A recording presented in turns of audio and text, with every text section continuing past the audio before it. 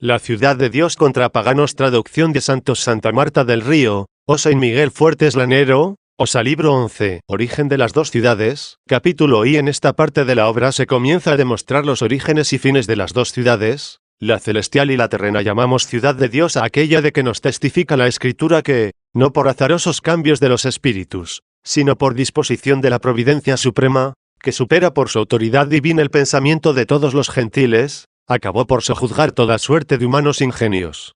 Allí se escribe, en efecto, qué pregón tan glorioso para ti, ciudad de Dios. Uno y en otro salmo, grande es el Señor y muy digno de alabanza en la ciudad de nuestro Dios, su monte santo, alegría de toda la tierra. Y un poco después en el mismo salmo, lo que habíamos oído lo hemos visto en la ciudad del Señor de los ejércitos, en la ciudad de nuestro Dios, que Dios la ha fundado para siempre. 2. Y también en otro salmo, el correr de las acequias alegra la ciudad de Dios. El Altísimo consagra su morada. Teniendo a Dios en medio no vacila. 3. Con estos y otros testimonios semejantes, cuya enumeración resultaría prolija, sabemos que hay una ciudad de Dios, cuyos ciudadanos deseamos nosotros ser, movidos por el amor que nos inspiró su mismo fundador. A este fundador de la ciudad santa anteponen sus dioses los ciudadanos de la terrena, ignorando que Él es Dios de dioses, no de dioses falsos, esto es, impíos y soberbios. Privados estos de la luz inmutable y común a todos, y reducidos por ello a un poder oscuro, persiguen su crédito particular, solicitando de sus engañados súbditos honores divinos. Él, al contrario, es Dios de los dioses piadosos y santos, que hallan sus complacencias en estar sometidos a uno solo, más que en tener a muchos sometidos a sí, y en adorar a Dios más que en ser adorados como dioses. En los 10 libros precedentes, con la ayuda de nuestro Rey y Señor, hemos dado la respuesta, en lo posible, a los enemigos de esta santa ciudad. Al presente, reconociendo que se espera de mí, y recordando mi compromiso, con la confianza siempre en el auxilio del mismo Rey y Señor nuestro, voy a tratar de exponer el origen, desarrollo y fines de estas dos ciudades, la terrena y la celestial, que tan íntimamente relacionadas, y en cierto modo mezcladas, ya dijimos que se hallaban en este mundo. Y ante todo diré cómo los comienzos de estas dos ciudades tuvieron un precedente en la diversidad de los ángeles. Capítulo 2. Conocimiento de Dios a que no llega ningún hombre sino por el mediador de Dios y los hombres, el hombre Cristo Jesús, empresa grande y muy rara librarse, por el poder de sola la mente, de toda criatura corpórea e incorpórea, considerándola y viéndola mudable, empresa ardua llegar a la sustancia inmutable de Dios, aprendiendo allí por su luz que toda criatura, que no sea Él, no tiene otro autor que Él. Dios, en efecto, no le habla al hombre mediante una criatura corporal, resonando en sus oídos corporales y haciendo vibrar los espacios aéreos entre el que habla y el que escucha, ni tampoco habla por criatura espiritual alguna parecida a las imágenes de los cuerpos, como es el sueño, o de otro modo parecido. Habla, sí, como a los oídos del cuerpo, porque habla como a través del cuerpo, y como usando de un intervalo de lugares corporales. Son muy semejantes estas visiones a los cuerpos. Pero, en realidad, habla con la misma verdad si hay alguien capaz de oír con la mente, no con el cuerpo. Habla de este modo a la parte más elevada del hombre, superior a todos los elementos de que consta el hombre, y cuya bondad solo supera a Dios. Con toda razón comprende el hombre, o lo cree al menos si no lo llega a comprender, que ha sido hecho a imagen de Dios. Síguese que está más cerca de Dios, que le es tan superior por aquella parte suya que domina sus partes inferiores y que le son comunes con los animales. Pero como la mente, dotada por naturaleza de razón e inteligencia, se ha debilitado con ciertos vicios tenebrosos e inveterados, necesitaba primero ser penetrada y purificada por la fe, no solo para unirse a la luz inmutable con gozo, sino también para soportarla, hasta que, renovada y curada de día en día, se hiciera capaz de tamaña felicidad. Para caminar con más confianza en esa fe hacia la verdad, el Hijo, Dios de Dios, tomando al hombre sin anular a Dios, fundó y estableció esa misma fe a fin de que el hombre tuviera camino hacia el Dios del hombre mediante el hombre Dios. Pues este es el mediador de Dios y de los hombres, el hombre Cristo Jesús. Mediador por ser hombre, y por esto también camino. De este modo, si entre quien se dirige y el lugar a que se dirige hay un camino, existe la esperanza de llegar, y si faltase o se desconociese por dónde había de ir. ¿De qué sirve conocer a dónde hay que ir? Hay un solo camino que excluye todo error, que sea uno mismo Dios y hombre, a donde se camina, Dios, y por donde se camina, el hombre. Capítulo 3. Autoridad de la Escritura canónica, obra del Espíritu Santo. Dios, hablando por los profetas primero, luego por sí mismo, y después por los apóstoles, es el autor de la escritura llamada canónica, que posee la autoridad más eminente. En ella tenemos nosotros la fe sobre las cosas que no debemos ignorar, y que nosotros mismos no seríamos capaces de conocer. Cierto que somos testigos de nuestra posibilidad de conocer lo que está al alcance de nuestros sentidos interiores y exteriores, que por eso llamamos presentes a esas realidades, ya que decimos están ante los sentidos, como está ante los ojos lo que está al alcance de los mismos. En cambio, sobre lo que está lejos de nuestros sentidos, como no podemos conocerlo por nuestro testimonio, buscamos otros testigos y les damos crédito, porque creemos que no está o no ha estado alejado de sus sentidos. Por consiguiente, como sobre las cosas visibles que no hemos visto creemos a los que las han visto, y lo mismo de las demás cosas, que se refieren a cada uno de los sentidos del cuerpo, así sobre las cosas que se perciben por el ánimo y la mente, con tanta razón se llama sentido, pues de ahí viene el vocablo, sentencia, es decir, sobre las cosas invisibles que están alejadas de nuestro sentido interior. Nos es indispensable creer a los que las han conocido dispuestas en aquella luz incorpórea o las contemplan en su existencia actual. Capítulo 4 Creación del mundo. Ni es temporal ni ha sido establecido según un plan nuevo de Dios, como si hubiera querido luego lo que antes no quiso uno. De todas las cosas visibles, la más grande es el mundo. De todas las invisibles, lo es Dios. Pero la existencia del mundo la conocemos, la de Dios la creemos. Sobre la creación del mundo por Dios, en nadie creemos con más seguridad que en el mismo Dios. ¿Y dónde le hemos oído?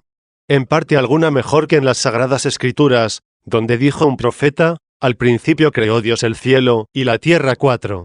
¿Estuvo allí este profeta cuando Dios creó el cielo y la tierra? No. Pero estuvo allí la sabiduría de Dios, por la cual se hicieron todas las cosas, que se transmite también a las almas santas, haciéndolas amigos y profetas de Dios. 5, y mostrándoles sin estrépito sus obras interiormente.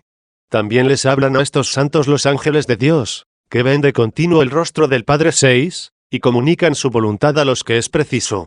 Uno de los cuales era el citado profeta, que dijo y escribió, al principio creó Dios el cielo y la tierra.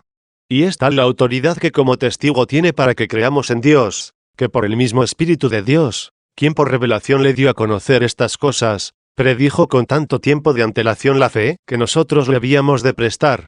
2. ¿Y por qué le plugo al Dios eterno crear entonces el cielo y la tierra, que no había creado antes? Si los que preguntan esto pretenden que el mundo es eterno, sin ningún principio, y, por tanto, no parece haya sido hecho por Dios, están muy alejados de la verdad y deliran, aquejados de mortal enfermedad. De hecho, aparte de los anuncios proféticos, el mismo mundo, con sus cambios y movilidad tan ordenada y con la esplendente hermosura de todas las cosas visibles, proclama, en cierto modo, silenciosamente que él ha sido creado y que solo lo ha podido ser por un Dios inefable e invisiblemente grande, inefable e invisiblemente hermoso. Hay otros que confiesan haber sido hecho por Dios, pero no admiten que tenga principio de tiempo, sino de su creación, de suerte que ha sido hecho de continuo en un modo apenas inteligible. Parece con ello que quieren librar a Dios de cierta fortuita temeridad. No se vaya a creer que le vino de pronto a la mente lo que antes nunca se le había ocurrido, hacer el mundo, y así tuvo una nueva voluntad, no siendo él en absoluto mudable. No veo cómo mantendrán este razonamiento en las otras cosas y, sobre todo, en el alma, que si pretendieran ser coeternas con Dios, no podrían explicar en modo alguno de dónde le vino la nueva miseria, que no tuvo antes en la eternidad. Si replicasen que su miseria y su felicidad se han sucedido alternativamente siempre, tendrán que afirmar esta alternativa también para siempre, de donde se seguiría el absurdo de que aun en los momentos en que se dice feliz, en esos mismos no puede serlo si prevé su miseria y torpeza futura. Y si no prevé siquiera que ha de ser torpe y miserable, sino que se juzga siempre feliz, sería feliz con una opinión falsa, sería el colmo de la necedad. Podrían replicar ciertamente que en los siglos infinitos anteriores había alternado la miseria del alma con la felicidad, pero que al presente, liberada ya de lo demás, no puede tornar a la miseria. Sin embargo, se verán forzados a admitir que ella jamás fue verdaderamente feliz, sino que comenzó a serlo con una nueva felicidad no engañosa, y por ello han de confesar que le ha acaecido algo nuevo, grande y notable, por cierto, que jamás le había acaecido anteriormente en la eternidad.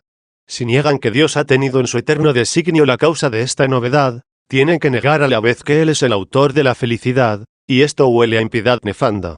si afirmaran que Él lo había ideado con un nuego plan, de suerte que el alma sea feliz para siempre?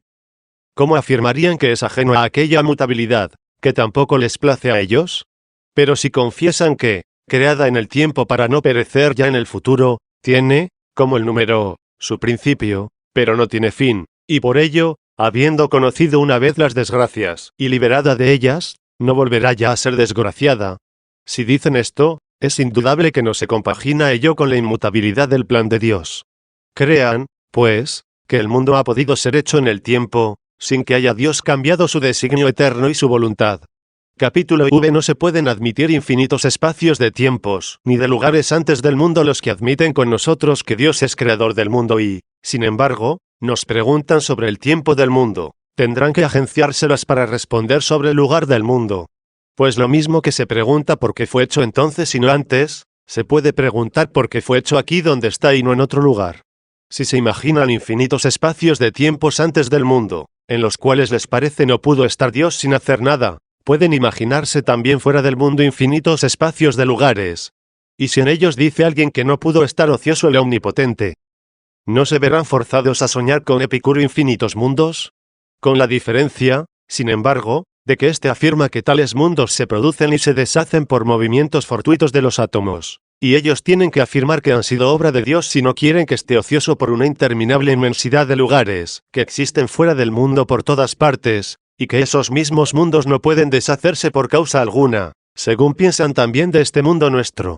Al presente discutimos con los que admiten con nosotros un Dios incorpóreo y creador de todas las naturalezas distintas de Él. Sobre los demás, resulta demasiado indigno admitirlos a este debate sobre la religión. Máxime cuando algunos de su escuela piensan se debe rendir culto a muchos dioses, y han superado a los restantes filósofos por su nobleza y autoridad, precisamente porque, aunque muy alejados, se encuentran más cercanos a la verdad que los restantes.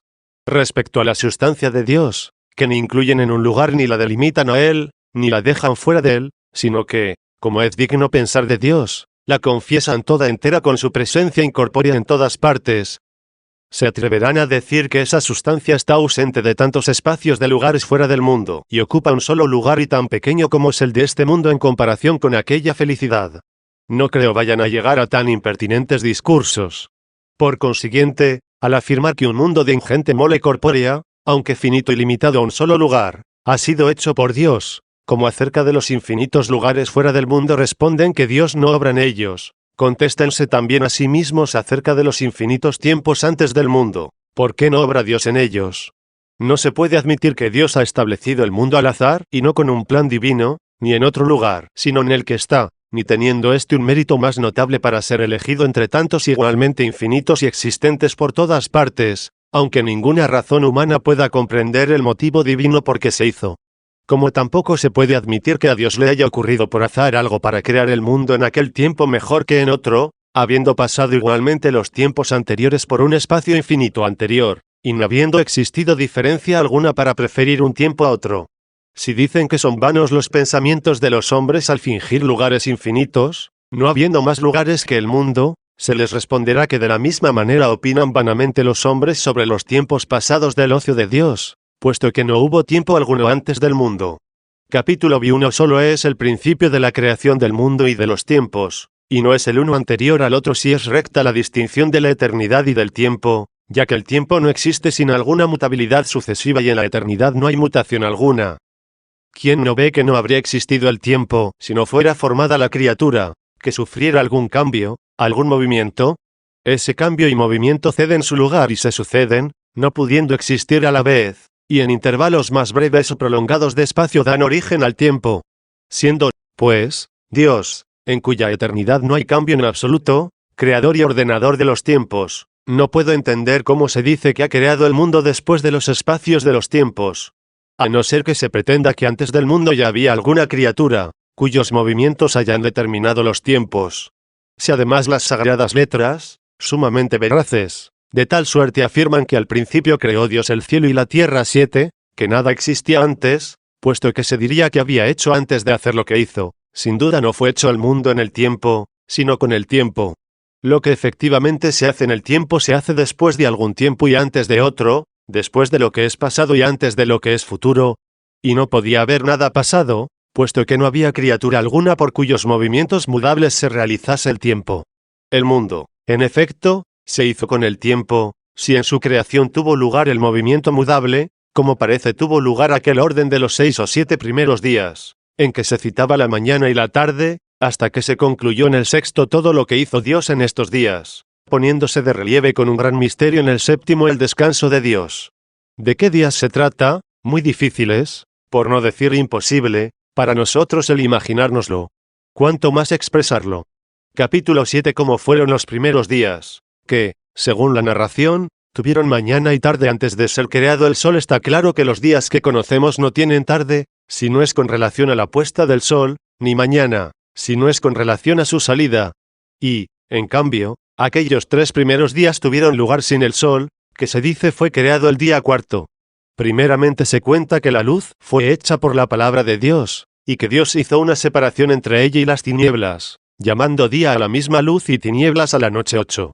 Pero qué sea aquella luz y con qué movimiento alternativo de origen a la tarde y a la mañana es inaccesible a nuestros sentidos, y no podemos entender cómo es, teniendo que creerlo sin vacilación alguna. O es una luz corpórea, ya está en las partes más altas del mundo, lejos de nuestros sentidos, ya en el lugar de donde luego tomó su luz el sol, o por el nombre de luz se ha significado la ciudad santa, en los santos ángeles y espíritus bienaventurados, de la cual dice el apóstol, la Jerusalén de arriba es libre y esa es nuestra madre. 9. Pues dice en otro lugar, todos vivís en la luz y en pleno día. No pertenecemos a la noche, ni a las tinieblas. 10. Claro, si podemos entender de alguna manera la tarde y la mañana de este día.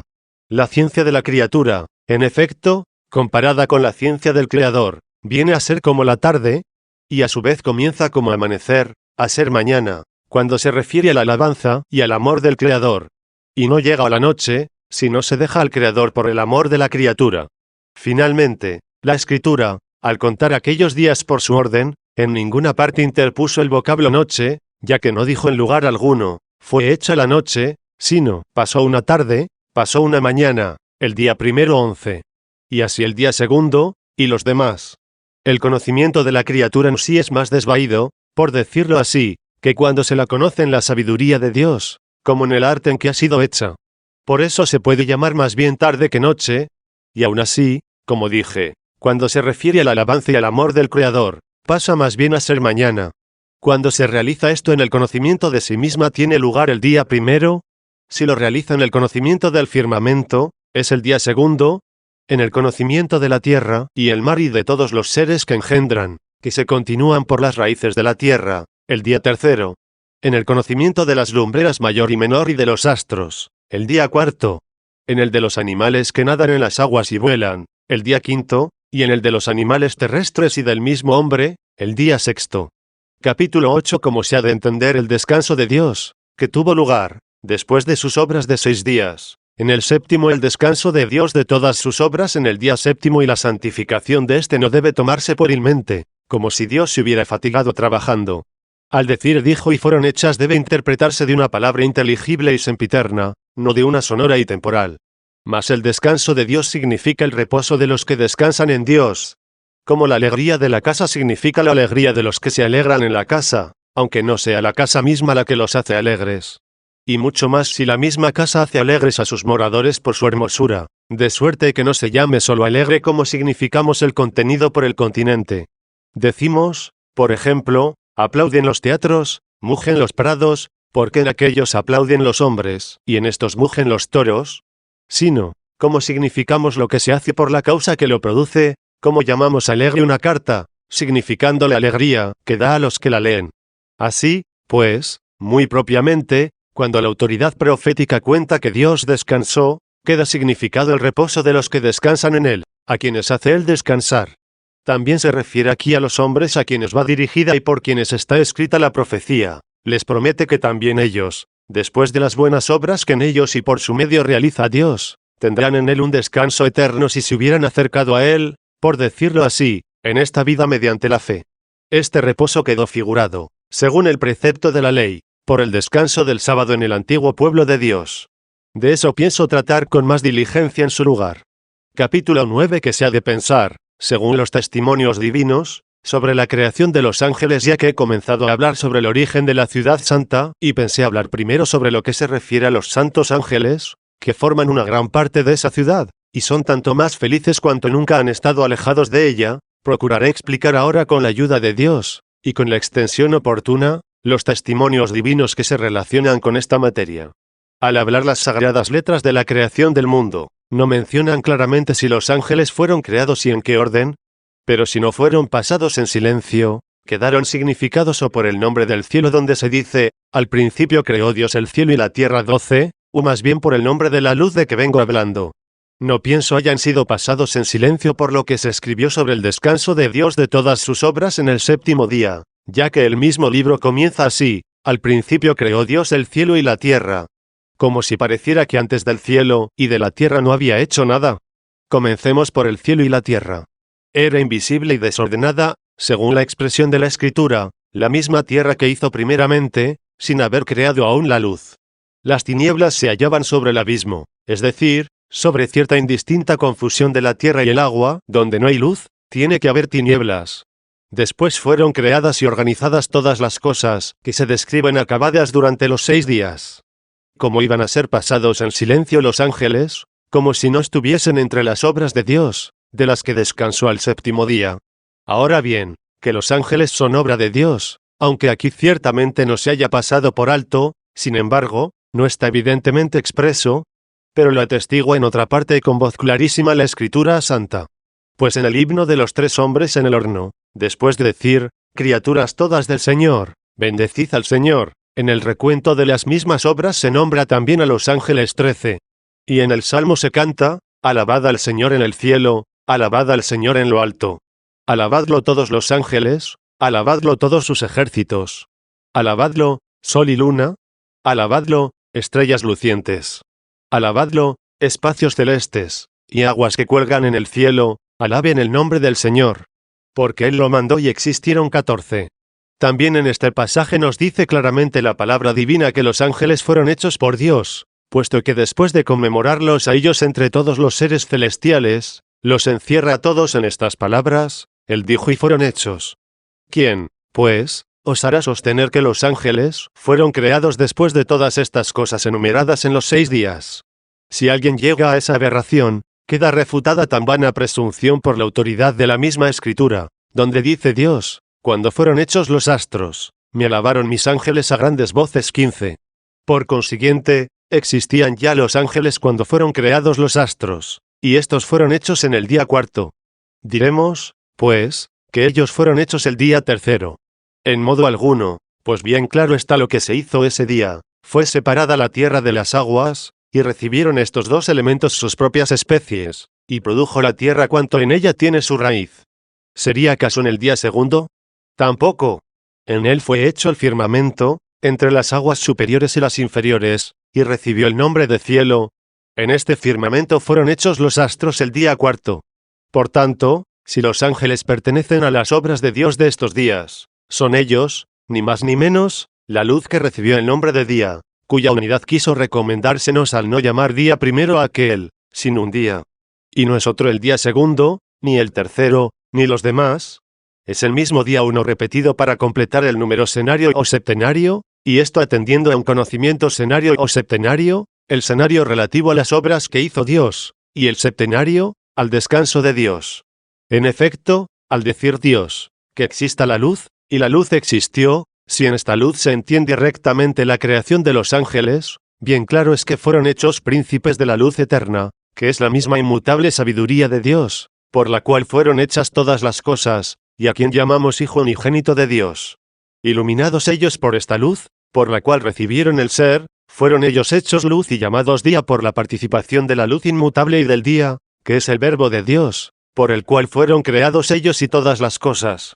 La luz verdadera que ilumina a todo hombre, que viene a este mundo 16 ilumina también a todo ángel puro a fin de que sea luz, no en sí mismo, sino en Dios. Si se aparta de él, se hace inmundo. Como lo son todos los llamados espíritus inmundos, no siendo ya luz en el Señor, sino tinieblas en sí mismos, habiendo sido privados de la participación de la luz eterna. No existe, en efecto, la naturaleza del mal. La pérdida del bien recibió el nombre de mal. Capítulo X sobre la simple e inmutable Trinidad, Padre, Hijo y Espíritu Santo, un solo Dios, en que las cualidades no son distintas de la sustancia uno. Hay solo un bien simple, y por esto un solo bien inmutable, que es Dios.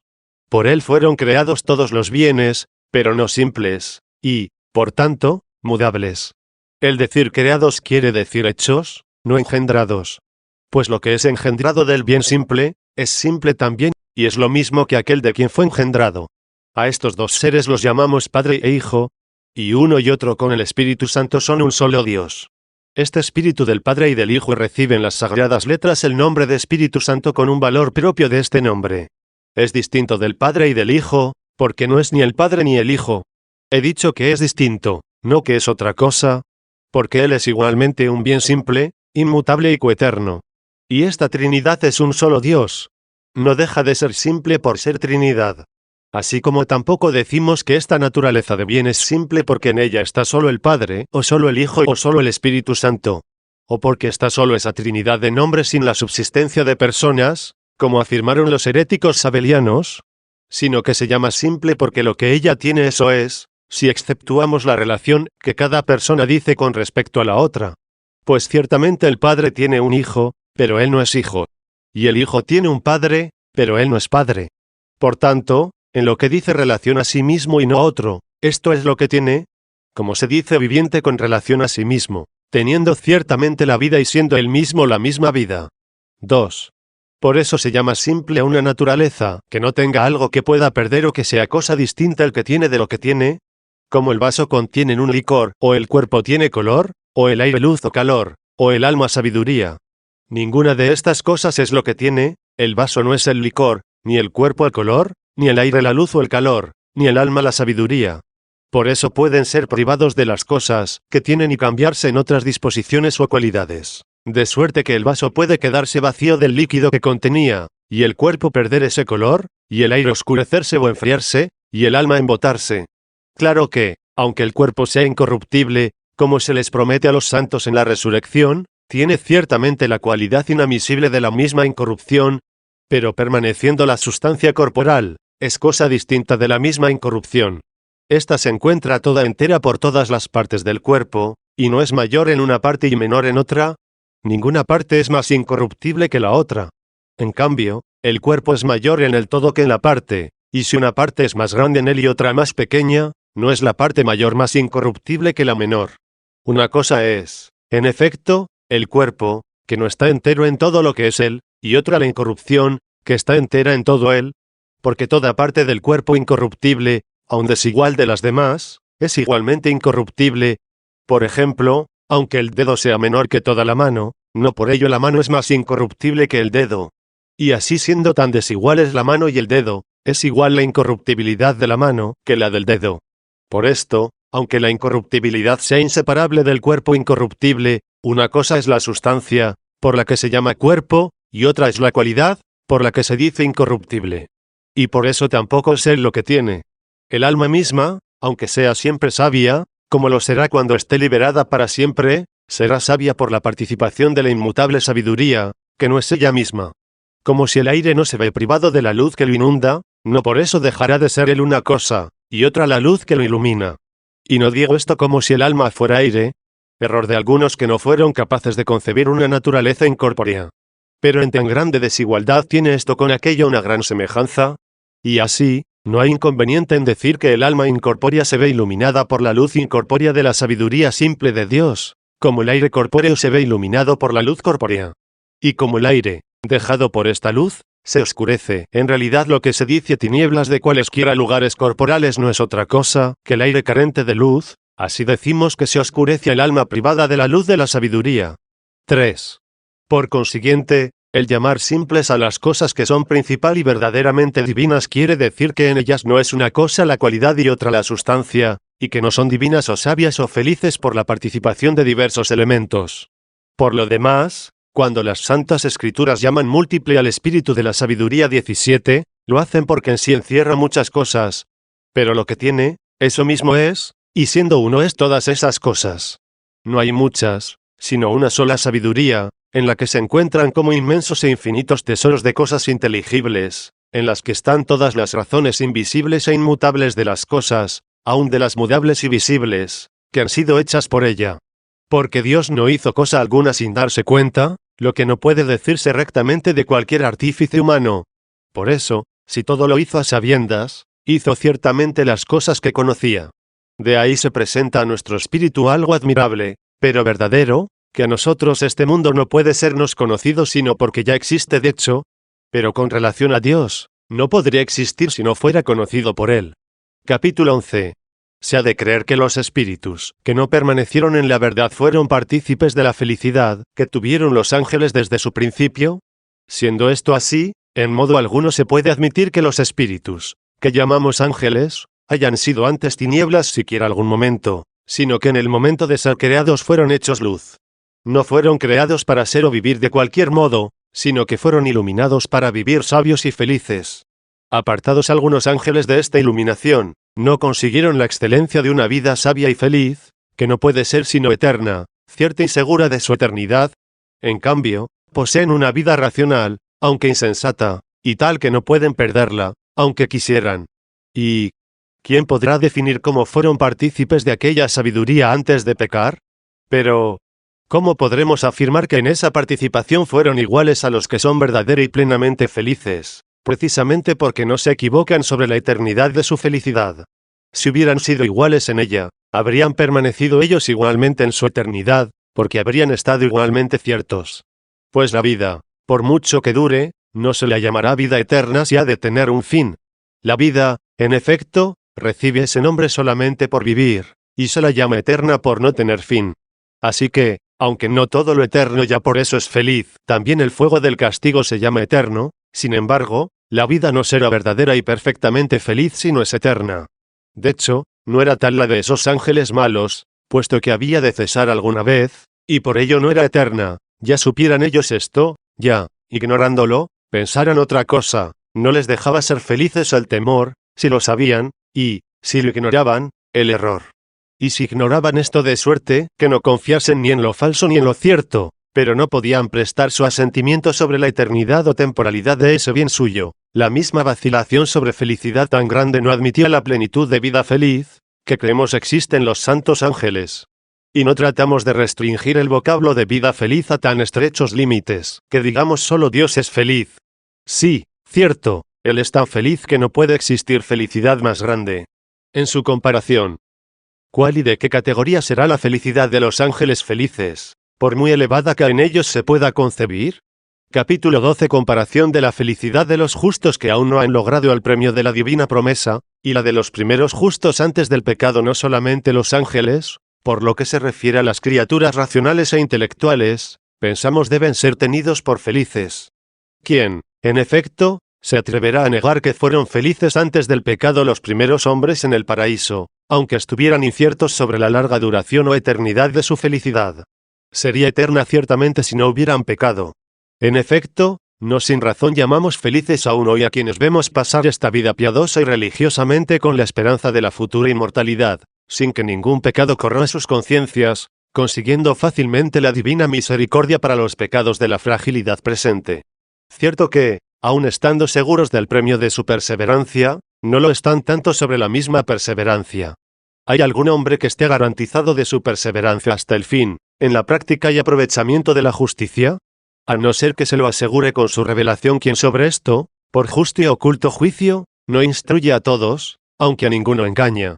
Por lo que se refiere al disfrute del bien presente, era más feliz el primer hombre en el paraíso que cualquier justo en esta flaqueza mortal. Pero, en cuanto a la esperanza del bien futuro, cualquier hombre, por muchos sufrimientos corporales que haya de pasar, es más feliz que lo fue el hombre incierto de su caída en la gran felicidad del paraíso, ya que está seguro que no es una opción, sino una verdad firme la que le garantiza el goce sin término de la compañía, libre de toda molestia, de los ángeles en la participación del Dios Supremo. Capítulo 13. Fueron creados todos los ángeles en la misma felicidad, de suerte que ni los que cayeron conocían que iban a caer ni después de esta caída tuvieron conocimiento de su perseverancia los que permanecieron fieles. A cualquiera se le alcanza que son dos los elementos que concurren a la felicidad, objeto legítimo de la naturaleza intelectual: el gozo sin molestia del bien inmutable, que es Dios, y la seguridad sin sombra de duda o error sobre su perseverancia para siempre en ese gozo. Que los ángeles de luz tuvieron esa seguridad lo creemos con fe piadosa. Que los ángeles pecadores, privados de aquella luz por su maldad, no la tuvieron, ni antes de caer, lo concluimos nosotros por lógico razonamiento. Habrá que creer, sin embargo, que si vivieron algo antes del pecado, tuvieron ciertamente alguna felicidad, aunque no conocida de antemano. Puede parecer duro creer que, en la creación de los ángeles, los unos fueron hechos sin que tuvieran conocimiento previo de su perseverancia o de su caída, y los otros conocieron con toda verdad la eternidad de su felicidad, y habría que decir que fueron todos creados en la misma felicidad desde el principio, y estuvieron así hasta que los malos se apartaron por su voluntad de aquella luminosa bondad. Pero, sin duda, es mucho más duro pensar ahora que los ángeles santos, inciertos de su felicidad eterna, ignoraron de sí mismos lo que nosotros hemos podido conocer de ellos por las santas escrituras. ¿Qué cristiano católico ignora que ningún diablo nuevo se originará de los ángeles buenos, así como no entrará ninguno de esos en la compañía de los mismos? La verdad, efectivamente, promete en el Evangelio a los santos y fieles que serán iguales a los ángeles de Dios 18, como se les promete también que irán a la vida eterna 19, y si nosotros estamos ciertos que no hemos de caer de aquella inmortal felicidad, si ellos no están ciertos, claramente se ve que no somos iguales, sino que los aventajamos. Pero como la verdad jamás engaña, y hemos de ser iguales a ellos, síguese que ellos están ciertos de su felicidad eterna. De esta no estuvieron seguros los otros, pues no era eterna su felicidad. Había de tener fin para que pudieran estar ciertos de ella. Por ello no resta sino que o no fueron iguales o, si fueron iguales, después de la caída de esos les sobrevino a aquellos una ciencia cierta de su felicidad sempiterna. A no ser que replique alguno que el dicho del Señor en el Evangelio, él fue un asesino desde el principio, y no se mantuvo en la verdad 20, debe ser entendido en el sentido de que no solo fue asesino desde el principio, esto es, desde el principio del género humano, desde que fue creado el hombre, a quien podía matar con el engaño, sino también que desde el principio de su creación no estuvo en la verdad, y por eso no fue nunca feliz con los santos ángeles, rehusando ser súbdito del Creador. Y así, alegrándose por su soberbia del poder privado, se hace falso y engañoso por esto, ya que nunca se ve libre del poder del Omnipotente, y no queriendo mantener por una piadosa sujeción lo que verdaderamente es, aspira por una soberbia elevación a simular lo que no es. De suerte que se entiende en este sentido lo que dice el apóstol San Juan, desde el principio el diablo ha sido pecador 21, esto es, desde que fue creado rehusó la justicia, que no puede tener sino la voluntad piadosa y sometida a Dios. Quien está de acuerdo con esta sentencia no comulga con los herejes, maniqueos o cualquier otra peste, que opine como ellos, como si el diablo tuviera su propia naturaleza del mal, que procede de un cierto principio contrario. Tal vanidad les ha descarriado el juicio y, manteniendo la autoridad de estas palabras con nosotros, no quieren fijarse en que el Señor no dijo, estuvo ajeno a la verdad, sino no se mantuvo en la verdad. Quiso indicar ahí su caída de la verdad. Si hubiera permanecido en ella, hecho partícipe de la misma, permanecería feliz con los santos ángeles. Capítulo 14. ¿En qué sentido se dijo del diablo, que no había permanecido en la verdad, porque la verdad no está en él? Nos suministró el Señor un indicio, como respondiendo a la pregunta de por qué no permaneció en la verdad al decir, porque en él no existe la verdad. Y estaría en él si hubiera permanecido en ella. Sin embargo, empleó una expresión poco usada, pues dice, no permaneció en la verdad, porque en él no existe la verdad 22, como si la causa de no haber permanecido en la verdad sea el no haber estado en él la verdad, cuando, en realidad, la causa de que no existe en él la verdad sea el no haberse mantenido en la misma. Esta expresión se encuentra también en el Salmo, yo te invoco porque tú me respondes, Dios mío 23, donde parece debía decirse, me escuchaste, Dios mío, ¿por qué te invoqué? Pero al decir, yo te invoco, como si se le preguntase por qué invoca, manifiesta el sentido de su grito por el efecto de haberle escuchado Dios. Como si dijera, la prueba de mi grito es que tú me has escuchado. Capítulo 15. Como se ha de entender lo que dice la Escritura, el diablo peca desde el principio, tampoco aquello que dice San Juan del demonio, desde el principio peca 24, lo entienden bien los herejes, pues si es cosa natural, de ningún modo es pecado. Pues, ¿cómo se responderá a los testimonios de los profetas o lo que dice Isaías, designando al diablo bajo la persona del príncipe de Babilonia? ¿Cómo cayó Lucifer, que nacía resplandeciente en el alba? 25. O lo que asegura a Ezequiel, ¿Estuviste en los deleites del paraíso de Dios, adornado de todas las piedras preciosas? 26. Lo cual hace entender que estuvo algún tiempo sin pecado, pues más expresamente lo dice poco después, anduviste en tus días sin pecado. Si de otro modo más conveniente se interpretan estas palabras, es necesario asegurar lo que dice, no se mantuvo en la verdad, entendiendo que si estuvo en la verdad no perseveró en ella. Y las palabras peca desde el principio no significan desde el principio de la creación, sino desde el principio del pecado, porque de su soberbia le vino el comienzo del caer. Y lo que dice Job, hablando del demonio, este es el principio de la obra que hizo el Señor para que se mofasen de él sus ángeles 27, lo cual concuerda con lo que leemos en el Salmo, este dragón que formaste para que se burlen de él, 28, no se debe entender de manera que Dios lo creó desde el principio para mofa de sus ángeles, sino que, después que pecó, le ordenó Dios para esta pena.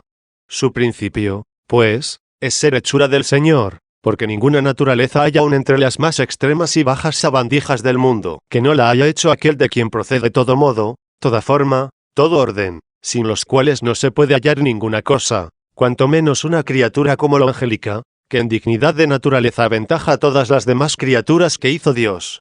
Capítulo 16. Grados y diferencias de las criaturas, tan diferentemente juzgadas por la utilidad que reportan y por el orden de la razón en todos los seres que, de cualquier categoría, no son lo que es Dios, su creador, se anteponen los vivientes a los no vivientes. Lo mismo los que poseen la propiedad de engendrar o de apetecer a los que carecen de estos impulsos. Y entre los vivientes se anteponen los dotados de sensibilidad a los que no la tienen, como los animales a los árboles. Entre los que tienen sensibilidad se prefieren los dotados de inteligencia a los que de ella carecen, como los hombres a los brutos.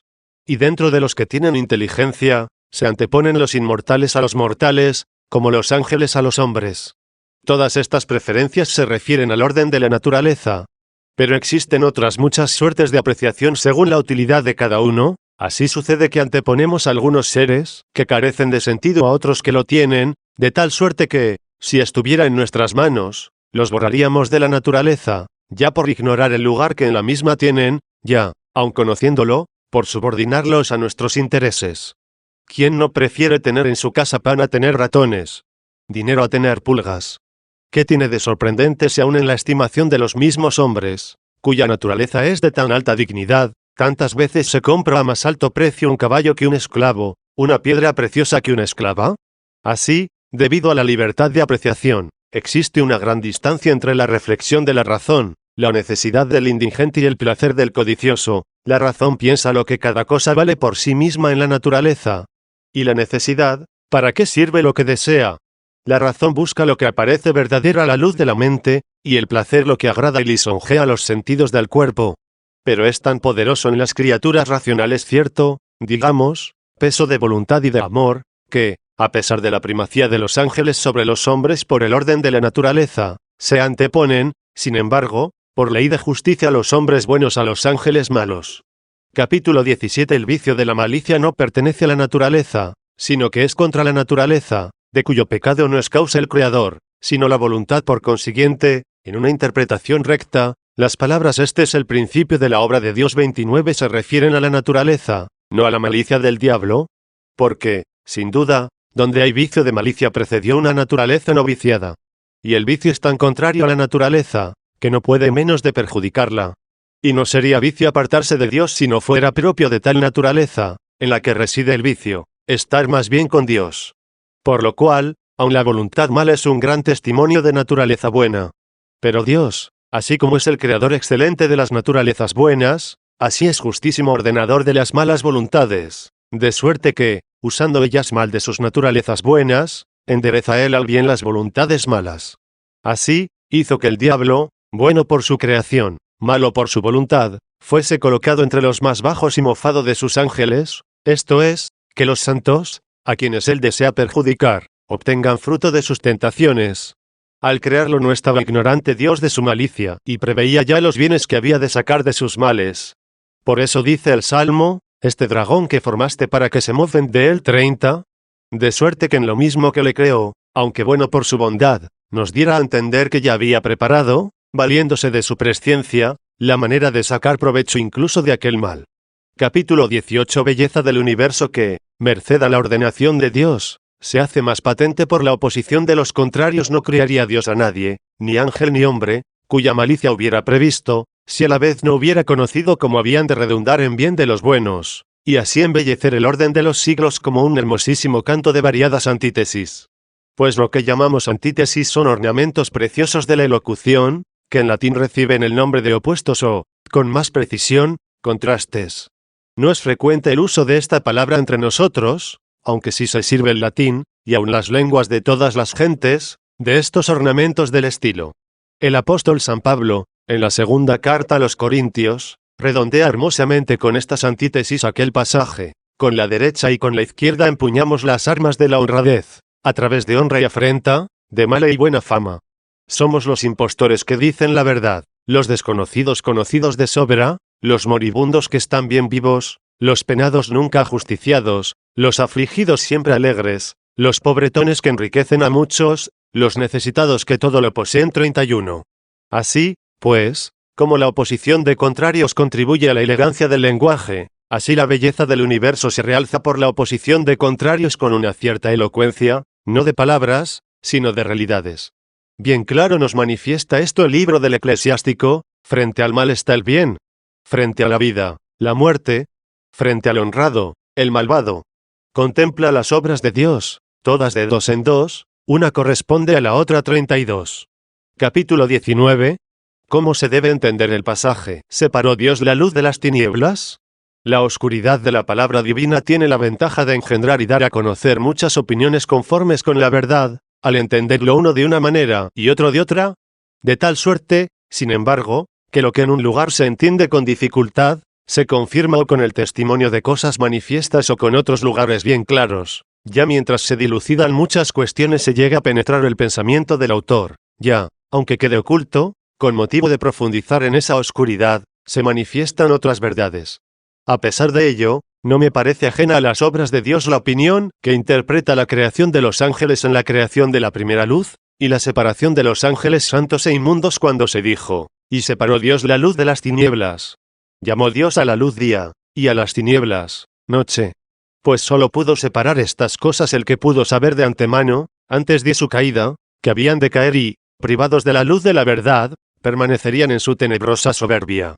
Él es quien entre el día y la noche, tan conocidos para nosotros, esto es, entre la luz y las tinieblas, mandó que establecieran la división estas lumbreras del cielo tan familiares a nuestros sentidos, que existan lumbreras en la bóveda del cielo, para alumbrar la tierra y separar el día de la noche. Y un poco después, hizo Dios las dos lumbreras grandes, la lumbrera mayor para regir el día, la lumbrera menor para regir la noche y las estrellas. Y las puso en la bóveda del cielo para dar luz sobre la tierra, para regir el día y la noche, para separar la luz de las tinieblas. 33.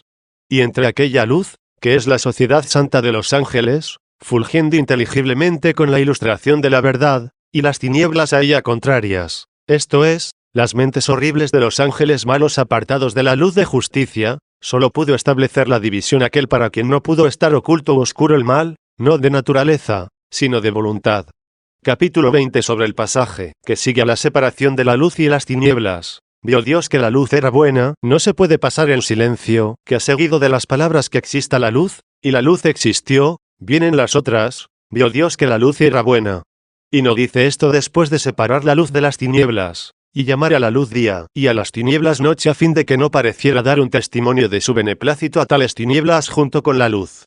Pues siendo inculpables las tinieblas, entre las cuales y esta luz visible a nuestros ojos establecen la división las lumbreras del cielo, no es antes, sino después, cuando se añade, vio Dios que era bueno. Y las puso, dice, en la bóveda del cielo para dar luz sobre la tierra, para regir el día y la noche, para separar la luz de la tiniebla. Y vio Dios que era bueno. Se complació en una y otra, porque una y otra eran buenas. En cambio, cuando dijo Dios, que exista la luz, y la luz existió. Vio Dios que la luz era buena, y sigue a continuación, y separó Dios la luz de la tiniebla, llamó Dios a la luz día, y a la tiniebla noche. 34. No se añadió, y vio Dios que era bueno, a fin de que no se llamase buena una y otra, siendo una de ellas mala, no por naturaleza, sino por su propia degradación viciosa. Por eso solamente la luz le agradó al Creador. Pero las tinieblas angélicas, aunque hubieran de ser sometidas a un orden, no podían recibir la aprobación.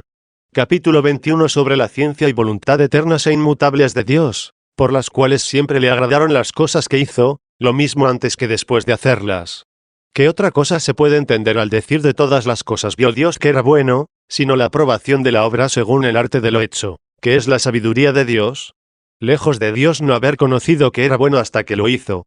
Al contrario, no se haría nada si le hubiera sido desconocido.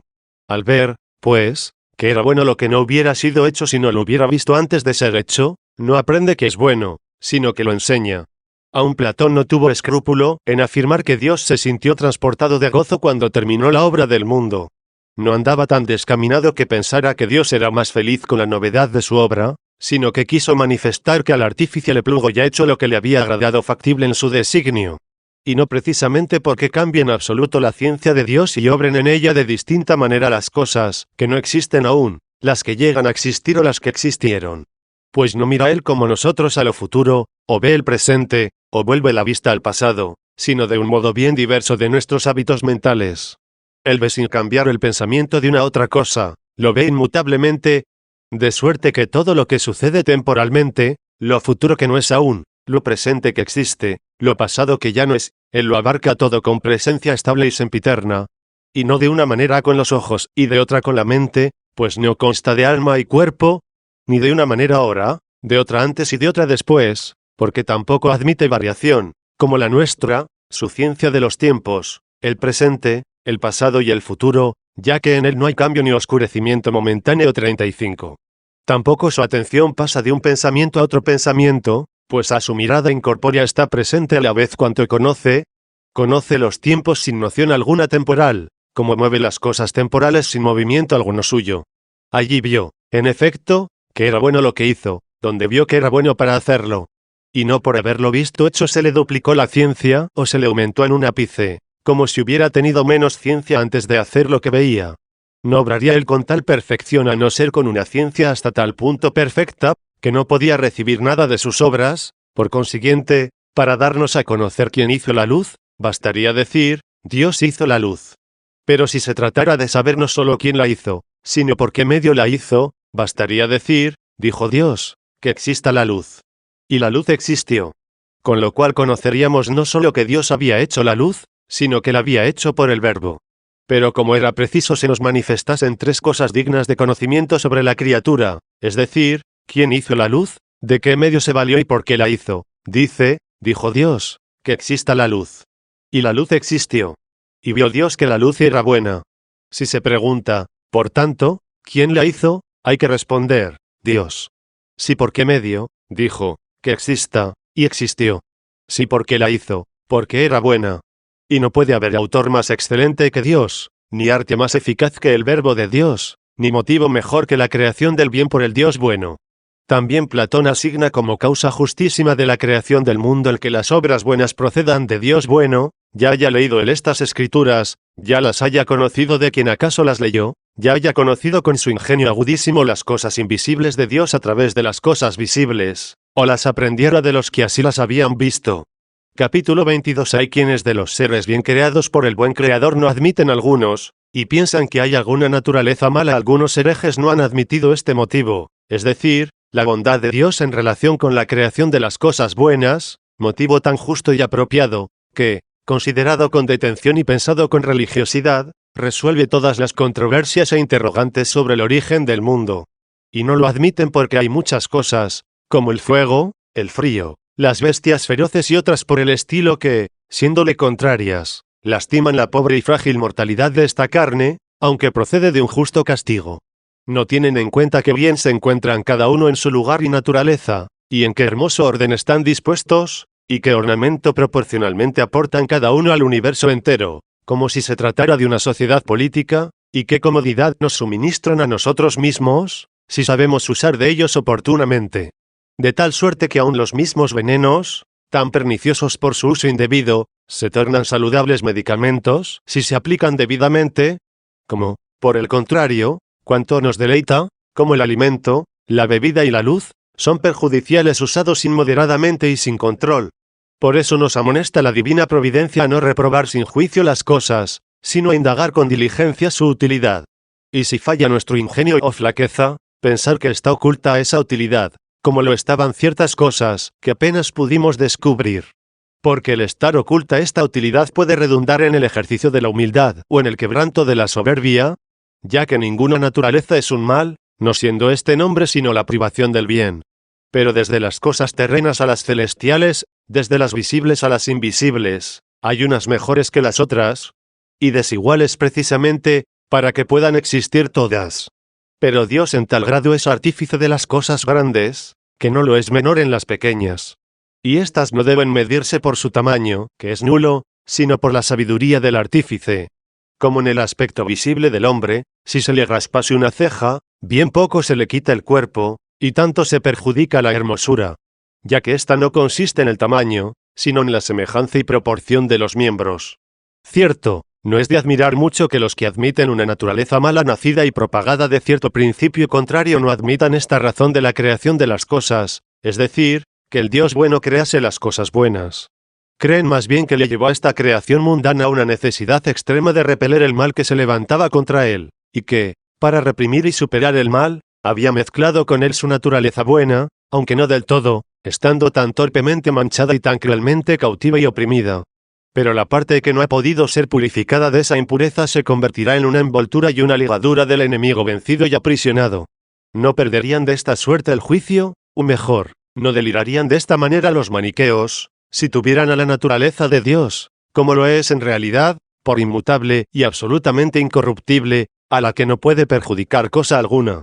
Y, en cambio, respecto al alma, que pudo por su voluntad cambiarse en peor y ser corrompida por el pecado, y así ser privada de la luz de la verdad inmutable, la tendrían con recto sentido cristiano, no como una parte de Dios ni de la misma naturaleza que es Dios, sino como creada por él tan desigual de su creador. Capítulo 23. Error condenable en la doctrina de Orígenes 1. Mucho más extraño es que incluso algunos, que con nosotros admiten un solo principio de todas las cosas y que ninguna naturaleza distinta de Dios puede existir sino creada por él, no se han avenido a creer recta y simplemente esta razón de crear el mundo tan buena y tan sencilla, esto es, Dios bueno, creador de los seres buenos, de suerte que no existirían fuera de Dios cosas buenas que no fueran Dios y que no puede hacer sino el Dios bueno.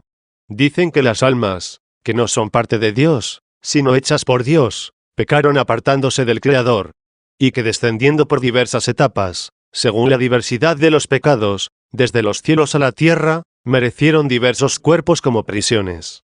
Este es el mundo y esta la razón de su creación, no la creación de cosas buenas, sino la represión de los males. De esto se le acusa con razón a Orígenes. En los libros que él llama pi mayúscula epsilon minúscula rho minúscula chi minúscula ni minúscula, esto es, sobre los principios, así piensa y así escribe.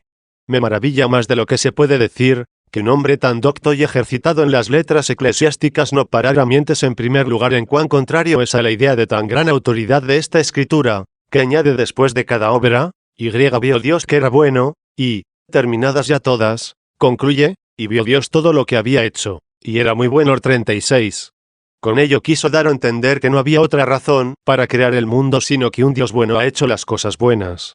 Si nadie en el mundo hubiera pecado, estaría este lleno y hermoseado solo de naturalezas buenas, pero, ya que tuvo lugar el pecado, no por eso está todo lleno de pecados, así como entre los celestiales un número inmensamente mayor de los buenos conservó el orden de su naturaleza. Ni la voluntad mala, al no querer conservar el orden de su naturaleza, pudo evitar las leyes del justo Dios, que todo lo tiene ordenado convenientemente. Porque lo mismo que un cuadro con un color negro matizado convenientemente es bello, así la totalidad de las cosas, si hay quien pueda contemplarla, incluso con los pecadores se presenta hermosa, aunque considerados estos en sí mismos se vean afeados por su deformidad. 2.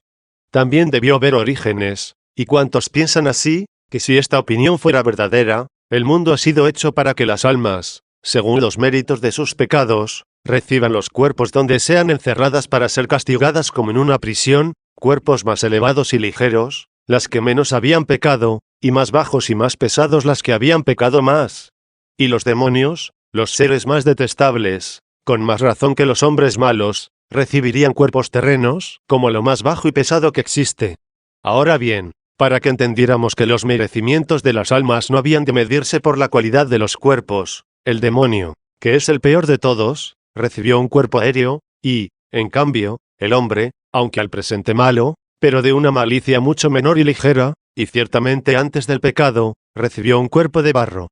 ¿Se puede decir algo más absurdo que por este sol, único en un solo mundo, no miró el artífice Dios al embellecimiento del mundo, o también a la salud y decoro de los seres corporales, sino que esto tuvo lugar porque un alma sola había pecado de tal suerte que merecía ser encerrada en tal cuerpo? Si hubiera sucedido así, que no una sola, sino dos, y no dos, sino 10 o 100 hubieran cometido el mismo pecado, tendría este mundo 100 soles. El que no haya sucedido así no ha sido una provisión admirable del artífice, para salud y decoro de las cosas temporales, sino más bien la magnitud del pecado de un alma, que mereció tal cuerpo. No es ciertamente el progreso de las almas, de las cuales no saben lo que dicen, en el alejamiento de la verdad y del mérito, lo que hay que reprimir, sino el desvarío de esos mismos que tales cosas llegan a pensar. Cuando, pues, en cualquier criatura se preguntan estas cosas que mencioné más arriba, ¿quién la hizo? ¿Por qué medio? ¿Por qué razón? Se responde, ha sido Dios, por medio del Verbo, porque es buena. Pero surge una cuestión muy profunda, y no se nos puede urgir a explicarlo todo en un solo libro, sin ello se nos descubre con profundidad mística la misma Trinidad, el Padre, el Hijo y el Espíritu Santo, o si hay algo en este pasaje de las Escrituras que nos prohíba tal interpretación.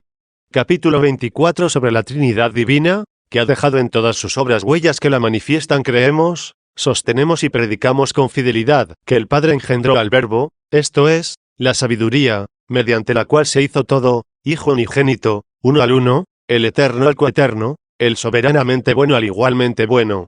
Creemos también que el Espíritu Santo es a la vez Espíritu del Padre y del Hijo, consustancial y coeterno con los dos, y que todo esto es una Trinidad por la propiedad de las personas, y un solo Dios por la divinidad inseparable, así como un solo omnipotente por la omnipotencia inseparable.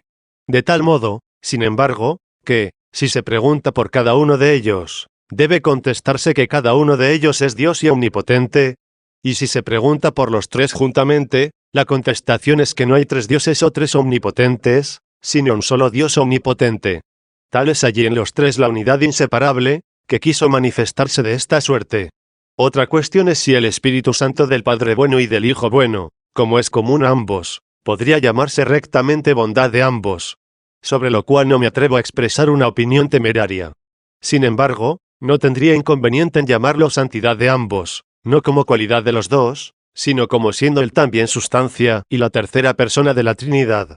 A esto me induce fácilmente el que, siendo el Padre Espíritu y el Hijo Espíritu, y siendo el Padre Santo y el Hijo Santo, con toda propiedad se le llama Espíritu Santo, como santidad sustancial y consustancial de ambos.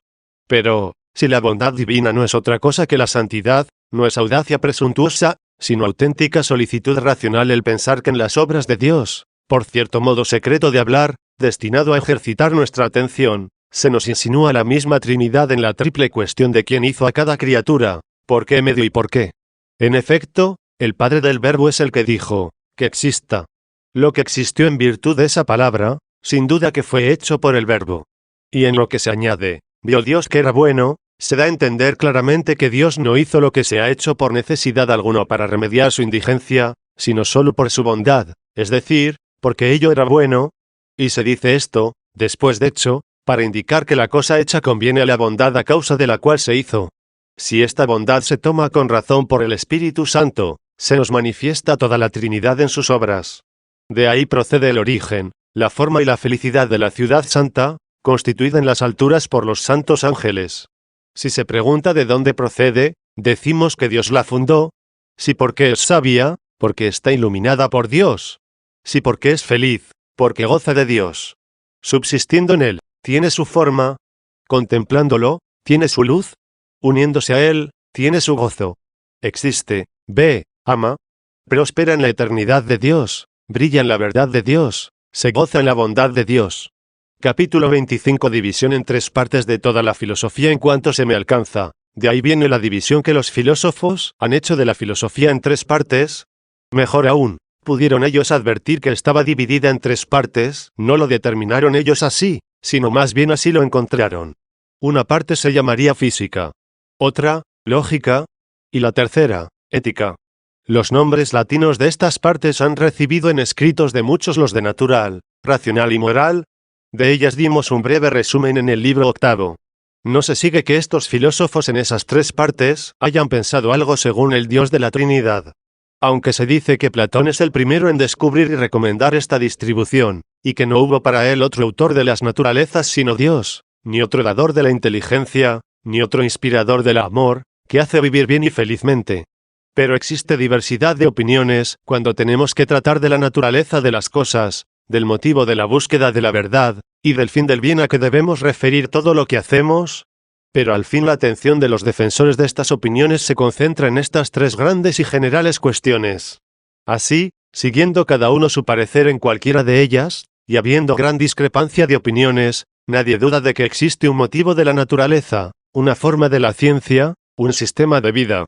También en la realización de cualquier obra de un hombre se consideran tres cosas: la naturaleza, la doctrina, la práctica. La naturaleza debe ser juzgada por el ingenio, la doctrina, por la ciencia, y la práctica, por el fruto. Y no desconozco que el fruto se predica propiamente del que disfruta de algo, y la utilidad del que lo usa. Y la diferencia consiste en que afirmamos gozar de una cosa, cuando ésta nos deleita por sí misma sin referirla a otra, en cambio usamos de ella si la solicitamos en vista de otra. Por eso debemos usar más bien de las cosas temporales que gozar de ellas, para poder gozar de las eternas. No lo hacen así los perversos, que quieren gozar del dinero y servirse de Dios. Pues no gastan el dinero por Dios, sino que honran a Dios con vistas al dinero. Sin embargo, ha prevalecido por la costumbre este lenguaje: usamos de los frutos, y gozamos con el uso. Pues se habla propiamente de los frutos de la tierra, de los cuales todos nos servimos temporalmente. Siguiendo esta costumbre, he hablado del uso en estas tres cosas, que recomendé como dignas de consideración en el hombre: la naturaleza, la doctrina y el uso. Partiendo de ellas, dije, han dividido los filósofos en tres partes su doctrina en orden a la consecución de la vida feliz: la natural, a causa de la naturaleza; la racional, a causa de la doctrina; la moral, atendiendo al uso. Por tanto, si nuestra naturaleza procediera de nosotros, seríamos nosotros los autores de nuestra sabiduría, y no nos preocuparíamos de aprenderla con la doctrina. Y nuestro amor, partiendo de nosotros y referido a nosotros, nos bastaría para vivir felizmente, y no tendría necesidad de algún otro bien de que gozar. Ahora bien, como nuestra naturaleza para existir tiene a Dios por autor, sin duda debemos que tenerlo a Él como maestro, para conocer la verdad, y como suministrador de la suavidad íntima, para ser felices. Capítulo 26. Imagen de la soberana Trinidad, que en cierto modo se encuentra aún en la naturaleza del hombre todavía feliz. También nosotros reconocemos una imagen de Dios en nosotros. No es igual, más aún, muy distante, tampoco es coeterna, y, en resumen, no de la misma sustancia de Dios. A pesar de todo, es tan alta, que nada hay más cercano por naturaleza entre las cosas creadas por Dios. Imagen de Dios, esto es, de aquella suprema Trinidad, pero que debe ser aún perfeccionada por la reforma para acercársela en lo posible por la semejanza. Porque en realidad existimos, y conocemos que existimos, y amamos el ser así y conocerlo. En estas tres cosas no nos perturba ninguna falsedad disfrazada de verdad. Cierto que no percibimos con ningún sentido del cuerpo estas cosas, como las que están fuera, los colores con la vista, los sonidos con el oído, los olores con el olfato, los sabores con el gusto, las cosas duras y blandas con el tacto. De estas cosas sensibles tenemos también imágenes muy semejantes a ellas, aunque no corpóreas, considerándolas con el pensamiento, reteniéndolas en la memoria, y siendo excitados por su medio a la apetencia de las mismas. Pero sin la engañosa imaginación de representaciones imaginarias, estamos completamente ciertos de que existimos, de que conocemos nuestra existencia y la amamos. Y en estas verdades no hay temor alguno a los argumentos de los académicos, que preguntan: ¿y si te engañas? Si me engaño, ¿existo? Pues quien no existe no puede tampoco engañarse. Y por esto, si me engaño, existo. Entonces, puesto que si me engaño existo, ¿cómo me puedo engañar sobre la existencia, siendo tan cierto que existo si me engaño? Por consiguiente, ¿cómo sería yo quien se engañase, aunque se engañase, sin duda en el conocer que me conozco, no me engañaré? Pues conozco que existo, conozco también esto mismo, que me conozco. Y al amar estas dos cosas, añado a las cosas que conozco como tercer elemento el mismo amor, que no es de menor importancia. Pues no me engaño de que me amo, ya que no me engaño en las cosas que amo.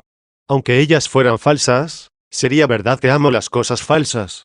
Porque iba a ser justamente reprendido e impedido de amar las cosas falsas, si fuera falso que las amaba.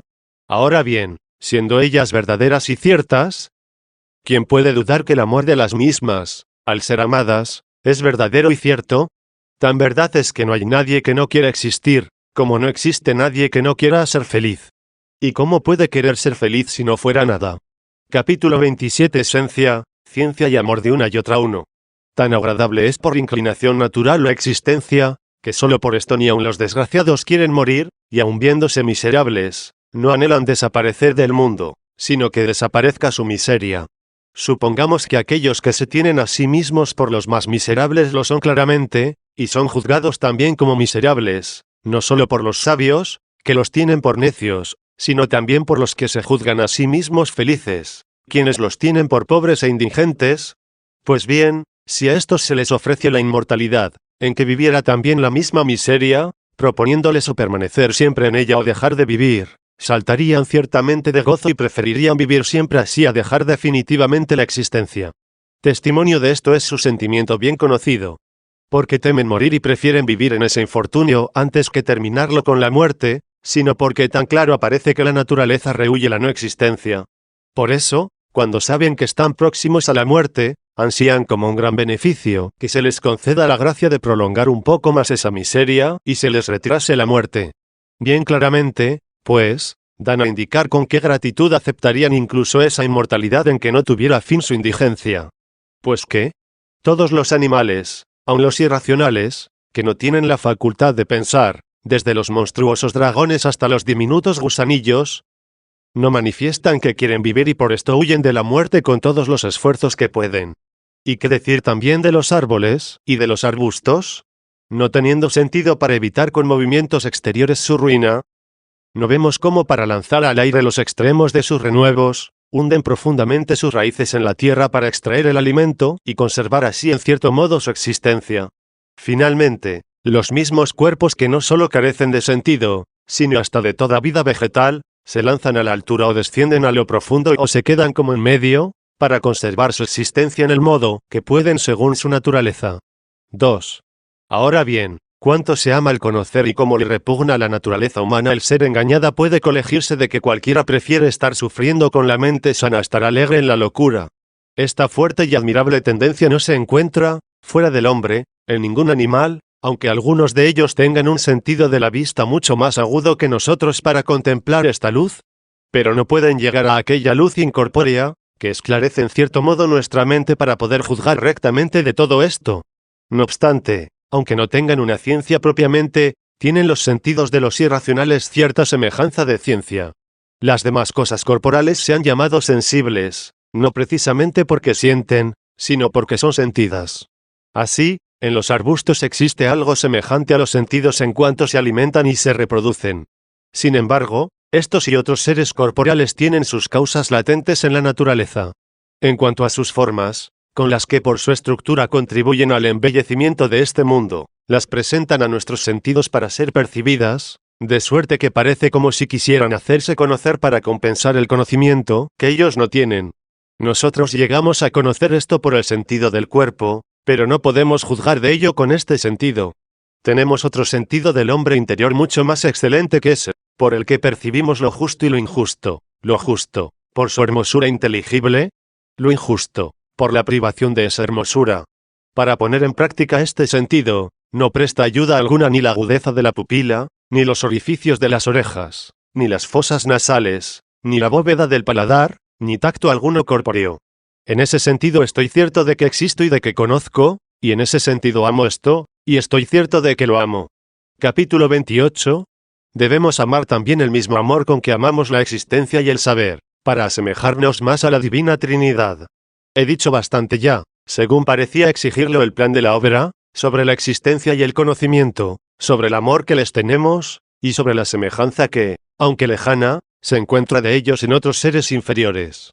No se ha hablado sobre el amor con que son amados, y si se ama ese mismo amor. Se ama, sí, y por ello se demuestra que cuanto más rectamente se ama a los hombres, tanto más se ama el mismo amor. Pues no se llama justamente varón bueno al que sabe lo que es bueno, sino al que ama. ¿Por qué? Pues, no nos damos cuenta de que nosotros mismos amamos el mismo amor con el que amamos cualquier bien amado. Pues hay un amor con el cual amamos aún lo que no se debe amar, y este amor lo odia en sí el que ama aquel con el que se ama lo que debe ser amado. Cierto, pueden existir los dos en un hombre, y el bien del hombre consiste en que, avanzando el que nos hace vivir bien, vaya retrocediendo, hasta su curación completa, el que nos hace vivir mal, y se trueque en bien toda nuestra vida. Si fuéramos bestias, amaríamos la vida carnal y lo que les conviene a los sentidos. Esto sería un bien suficiente para nosotros, y si nos encontráramos bien con esto, no buscaríamos otra cosa. Igualmente, si fuéramos árboles, no amaríamos ciertamente nada con un movimiento sensible, aunque parecería como que apeteciéramos aquello que nos hiciera más fecundos y fructuosos. Si fuéramos piedras, olas, viento, llama u otra cosa semejante, sin vida ni sentido alguno, no nos faltaría, sin embargo, algo así como cierta tendencia hacia nuestros lugares y nuestro orden. Son como amores de los cuerpos la fuerza de sus pesos, ya tiendan hacia abajo por la gravedad, ya hacia arriba por la levedad. En efecto, como el alma es llevada por el amor a donde quiera que es llevada, así lo es también el cuerpo por el peso. Pero nosotros somos hombres, creados a imagen de nuestro Creador, cuya eternidad es verdadera, cuya caridad es verdadera y eterna, y la misma Trinidad es eterna, verdadera y amada, sin confusión ni separación. Recorramos todo lo que hizo con admirable estabilidad en las cosas que están por debajo de nosotros, ya que no existirían en modo alguno, ni estarían bajo alguna especie, ni apetecerían orden alguno ni lo mantendrían, si no hubieran sido hechas por el que es en sumo grado, soberanamente sabio, soberanamente bueno. Recorrámoslo y descubriremos ciertas huellas suyas más impresas en una parte y en otra menos, y contemplando su imagen en nosotros mismos, levantémonos volviendo sobre nosotros mismos como el hijo menor del Evangelio, a fin de volver a él 37, de quien nos habíamos apartado por el pecado. Nuestro ser no tendrá allí la muerte, nuestro conocer no tendrá el error, nuestro amor no tendrá allí tropiezo. Al presente, aunque tenemos estas tres cosas nuestras bien seguras, y no necesitamos de otros testigos para creer en ellas, sino que nosotros mismos las sentimos presentes, y las vemos con una mirada interior sumamente veraz, sin embargo, para saber hasta cuándo durarán, o si han de faltarnos alguna vez, y a dónde llegarán según sean bien o mal empleadas, ya que no podemos conocerlo por nosotros mismos, necesitamos de otros testigos, o ya los tenemos.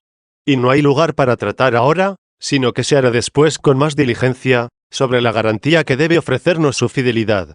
En este libro se trata de la ciudad de Dios, que no peregrina en la mortalidad de esta vida, sino que es inmortal para siempre en los cielos, es decir, se trata de los ángeles unidos a Dios, que ni fueron ni serán jamás desertores.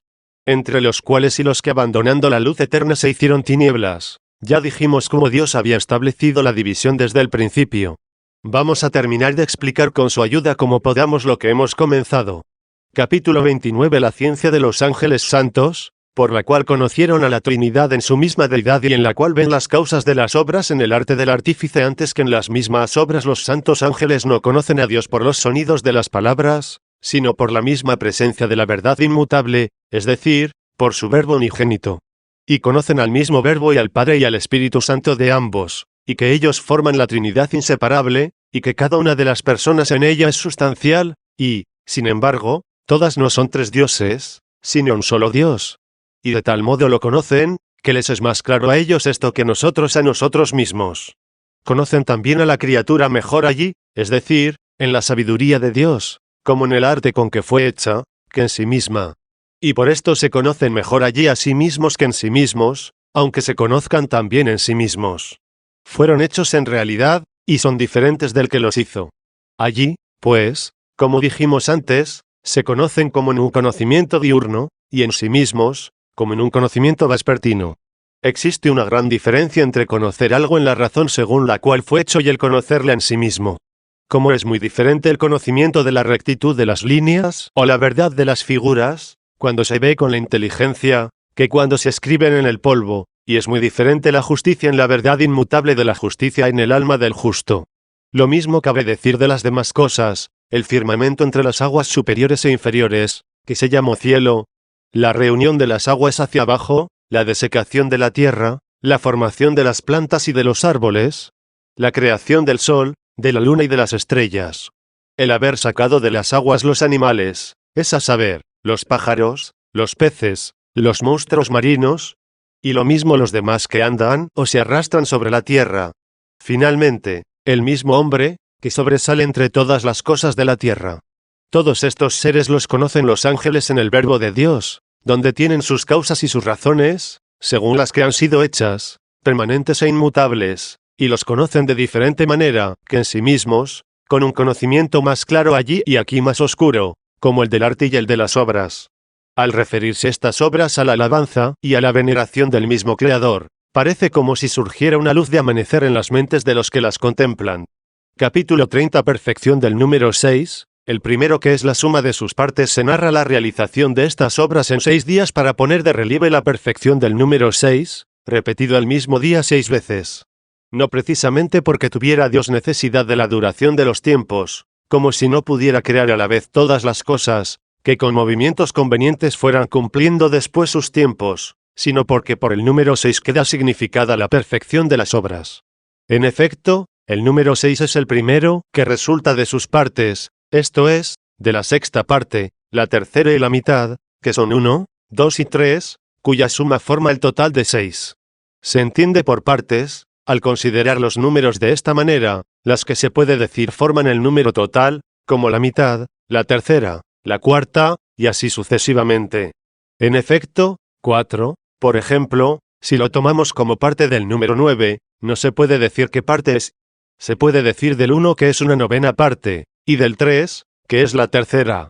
Sin embargo, reunidas estas dos partes, es decir, la novena y la tercera, esto es, 1 y 3, están lejos de darnos el total 9. También en el número 10 es el cuarto una parte, pero no se puede decir cuál. Sí se puede, en cambio, decir del 1 que es la décima parte. Tiene también una quinta parte, que son 2, y una mitad, que es 5. Pero estas tres partes suyas, la décima, la quinta y la media, o sea, 1, más 2, más 5, tomados en total, no hacen 10, dan 8. En cambio, las partes del número 12 en su suma lo sobrepasan, pues que la duodécima parte es 1, la sexta, son 2, la cuarta, 3, la tercera, 4, la mitad, 6. Y así, sumados 1, 2, 3, 4 y 6, no dan 12, sino 16. He creído oportuno recordar brevemente esto para poner de relieve la perfección del número 6, que es el primero, como dije, formado por la suma de sus partes, y en el que Dios realizó sus obras. Por consiguiente, no se ha de tener en poco la razón del número, cuya estimación tanto resalta en muchos lugares de las Santas Escrituras a los ojos de los que las examinan con detención. Y no se cantó en vano entre las alabanzas de Dios, todo lo tenías predispuesto con peso, número y medida 38. Capítulo XXX y sobre el día séptimo, en que se recomienda la plenitud y el reposo en el día séptimo, que es el mismo día repetido 7 veces, número perfecto también por otro motivo, se encarece el reposo del Señor, donde se habla por vez primera de santificación 39. No quiso el Señor santificar este día con alguna de sus obras, sino con su descanso, que no tiene tarde. Y no hay criatura alguna que, conocida de una manera en el verbo y de otra manera en sí misma, suministre un conocimiento diurno y otro vespertino. Sobre la perfección del número 7 se pueden decir muchas cosas, pero este libro ya se prolonga demasiado, y me temo, descubierta esta oportunidad, pueda parecer que pretendo poner de relieve mi escasa ciencia con mayor vanidad que provecho. Debe tenerse en cuenta la moderación y la seriedad, no sea que, hablando mucho del número, se nos achaque que desdeñamos la medida y el peso. Baste con recordar que el primer número impar completo es el 3, y el primer número par completo es el 4, el 7 consta de la suma de los dos. Así, muchas veces el 7 se usa por la universalidad, como cuando se dice, 7 veces cae el justo, y otras tantas se levanta 40, es decir, cuantas veces cayere, no perecerá. Lo que no quiso se entendiera de las iniquidades, sino de las tribulaciones que llevan a la humildad. También se dijo, 7 veces al día te alabaré, lo que repitió en otro lugar con otras palabras, siempre estará su alabanza en mi boca 41.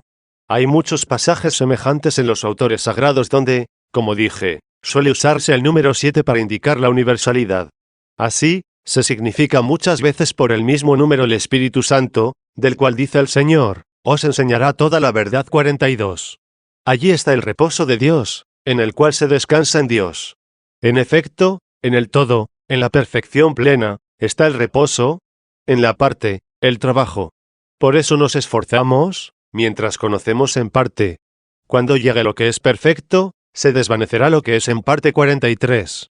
Por eso también escudriñamos las Escrituras con esfuerzo. Los santos ángeles, empero, por cuya compañía suspiramos en esta penosísima peregrinación, tienen eternidad de permanencia, facilidad de conocimiento, felicidad de reposo. Así, nos ayudan sin dificultad, porque no tienen que esforzarse en sus movimientos espirituales puros y sin trabas. Capítulo XXX y opinión de los que juzgan que la creación de los ángeles es anterior a la del mundo. No trata nadie de suscitar contiendas diciendo que no se encuentran los ángeles incluidos en lo que está escrito, que exista la luz, y la luz existió, sino que piensa y enseña que efectivamente entonces primeramente se creó una luz corporal. Que, en cambio, los ángeles fueron creados no solo antes del firmamento, que puesto entre las aguas y las aguas fue llamado cielo, sino aún antes del pasaje al principio creó Dios el cielo y la tierra. Y la expresión al principio no quiere decir que haya sido hecho eso lo primero, ya que antes había creado a los ángeles, sino que todo lo hizo en la sabiduría, que es su verbo, a quien la Escritura llamó el mismo principio. Como el mismo Cristo en el Evangelio, al ser preguntado por los judíos quién era, respondió que él era el principio 44. No seré yo quien trate de refutar esa opinión, sobre todo sintiéndome yo muy complacido de que en el mismo principio del santo libro del Génesis se recuerde a la Trinidad. Al decir, en efecto, al principio creó Dios el cielo y la tierra, se nos da a entender que el Padre creó en el Hijo, como nos atestigua el Salmo. Cuán grandiosas son tus obras, Señor. Todo lo hiciste en tu sabiduría 45, y con gran propiedad. Poco después se hace mención también del Espíritu Santo. Pues después de decir que tierra creó Dios al principio, o que mole o materia de la futura construcción del mundo designó con el nombre de cielo y tierra, añade enseguida, la tierra era un caos informe, sobre la faz del abismo, la tiniebla. Y a continuación, para completar la mención de la Trinidad, dice, y el Espíritu de Dios era llevado sobre las aguas 46. Por consiguiente, cada cual elija como guste en lo que es tan profundo, que para ejercicio de los lectores puede dar lugar a muchas opiniones sin apartarnos de la regla de fe. Lo que no puede dudar nadie, sin embargo, es que los santos ángeles están en las moradas sublimes, y sin ser coeternos con Dios, sí están seguros y ciertos de su felicidad verdadera y eterna. A su compañía nos dice el Señor, que pertenecen sus pequeñuelos con aquellas palabras, serán como ángeles del cielo 47. Más aún, manifiesta cuál es la contemplación de que gozan los mismos ángeles en aquel pasaje. Cuidado con mostrar desprecio a un pequeño de estos, porque os digo que sus ángeles están viendo siempre en el cielo el rostro de mi Padre Celestial 48. Capítulo XXX y dos sociedades diversas y desiguales de ángeles, que justamente pueden ser llamadas luz y tinieblas, que algunos ángeles pecaron y que fueron encerrados en los abismos de este mundo, que les sirve como de cárcel, hasta que llegue la última condenación el día del juicio. Nos lo manifiesta bien claramente el apóstol San Pedro al decir que Dios no perdonó a los ángeles que pecaron, sino que, encerrándolos en las oscuras mazmorras del infierno, los reservó para ser castigados en el día del juicio 49. ¿Quién puede dudar que entre estos y aquellos estableció Dios, con su presciencia o por la obra, una división, y que aquellos los llamó luz justamente? Nosotros mismos, viviendo todavía en la fe y esperando llegar a ser iguales, sin haberlo ya conseguido, somos llamados luz por el apóstol al decir, fuisteis algún tiempo tinieblas, y ahora luz en el Señor 50. En cambio, que los ángeles desertores han sido llamados con toda claridad tinieblas, sin duda lo notan cuantos entienden o creen que son peores que los hombres infieles. Por lo cual, aunque haya de entenderse otra luz en el texto del libro citado, dijo Dios, exista la luz, y la luz existió, y se signifiquen otras tinieblas en el otro, separó Dios la luz de la tiniebla 51, para nosotros existen estas dos sociedades de ángeles, una, gozando de Dios, otra, hinchada de soberbia, una, a la que se dice, adoradlo todos sus ángeles 52, otra, aquella cuyo príncipe dice, te daré todo eso si te postras y me rindes homenaje 53, una, abrasada en el santo amor de Dios, otra, gastándose en el humo del amor inmundo del propio encumbramiento.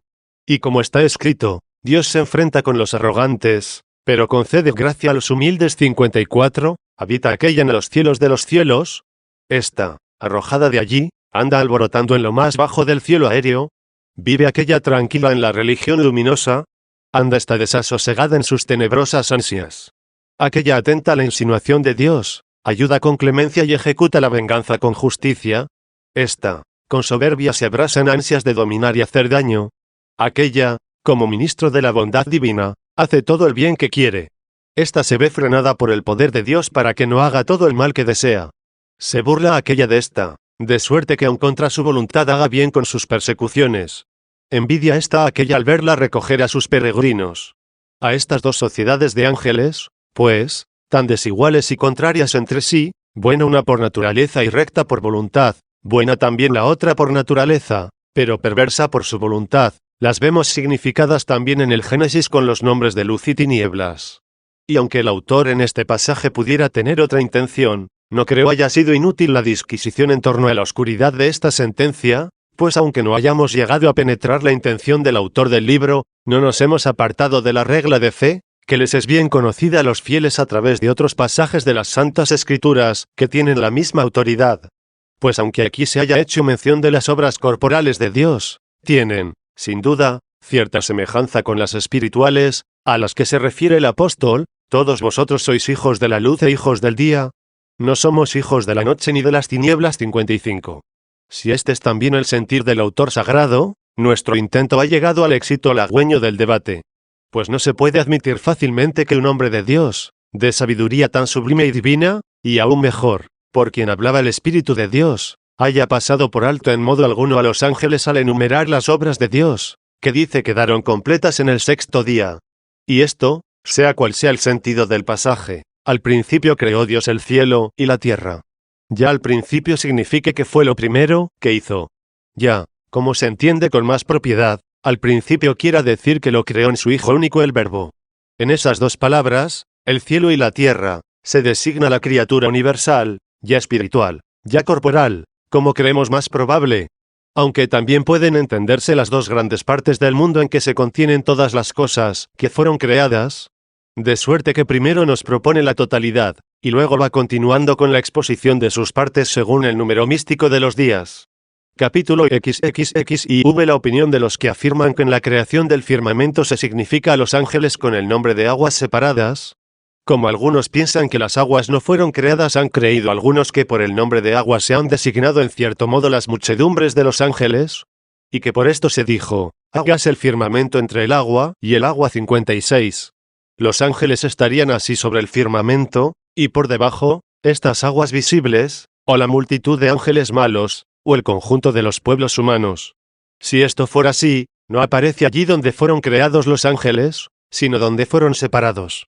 Cierto que también niegan algunos, con perversísima e impía vanidad, que las aguas fueron creadas por Dios, porque no se dice en parte alguna, dijo Dios, existan las aguas. Con par igual vanidad pueden decir lo mismo de la tierra. En ninguna parte se lee, dijo Dios, exista la tierra.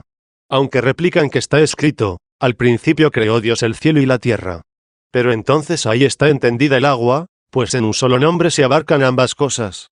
Y así dice el Salmo, suyo es el mar, porque él lo hizo, la tierra firme, que modelaron sus manos. 57.